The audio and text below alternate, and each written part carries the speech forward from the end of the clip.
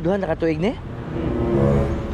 Klaro manggo kayo? Kumil magibay na sir. Unang tanaw pa lang namo sa imong lisensya, klaro na kayo. Wa siya ka pa picture sa LTO, wa siya ka pa fingerprint.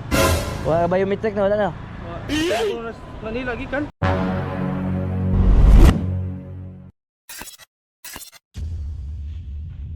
Good day mga kasikop. Ito habang nag-iikot tayo, may nakasalubong tayo dito na walang side mirror yung motor.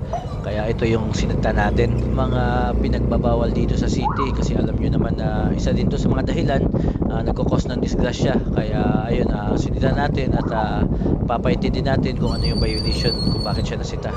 Alam nyo na ba na mas mahal pa ang penalty ng walang side mirror kaysa sa walang lisensya?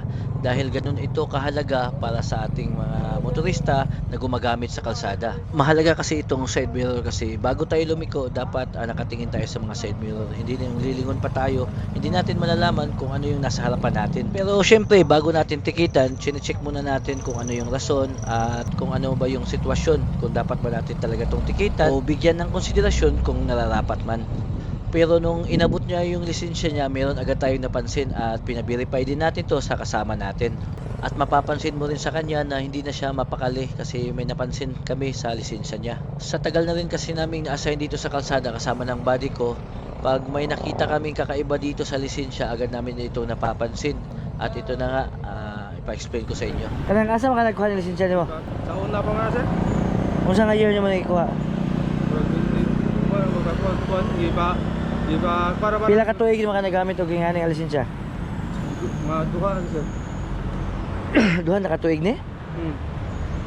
Klaro manggo kayo? Halata ba gid kayo? Iba 5,000 magibay na sir. 5,000? Wala ko kakuha na. Halata gid kayo bisa pagod sa first, unang tanaw pa lang namo sa imong lisensya, klaro na gid kayo. Wala ka niya to LTO ani no? Wa sir. Ginsa man niyo online lang. Ang picture ani, nag-send na ka? Piki kayo eh. Ha? Duha ka tuig na. Sir, wala ko kakuha na sir. 5,000 yung gasto. Wa ka niya gi-ispe. Wa. Wa siya ka pa picture sa LTO, wa siya ka pa fingerprint. Wa biometric na wala na. Lagi. Klaro gid kayo. Unya, asa ni nakuha nimo dito sa Bohol? Dito man kuno Manila gikan. Ngano sa Manila man nga? Lagi gikan Manila lagi kay online. Nya taga diri man ka taga Bohol. Kung once ka mag-apply ka diri, dapat ang imong code is J. Diliin. Kangin man god sakto sa Manila ni gikan. Kay National NCR. Kuha na kuha sir. Piki ni. Pwede kabalo ba ka nga pwede ka ano ni, makasuhan ng ano gamit ka og piki nga mga lisensya. Asa may trabaho niyo? Construction, kuha pala ko kay mga apply ko paglaw. Pugo sa ukso dari kay magkuha So ani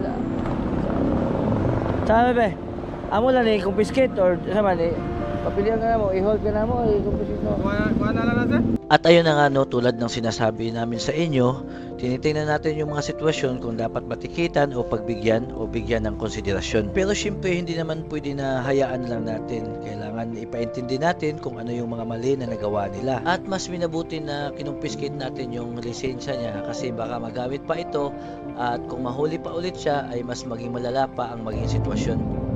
Salamat sir. Salamat sir. Naintindihan naman niya ito at pinangako niyang kukuha siya ng lisensya pag may sakto na siyang budget at ipinangako niya sa may saktong proseso.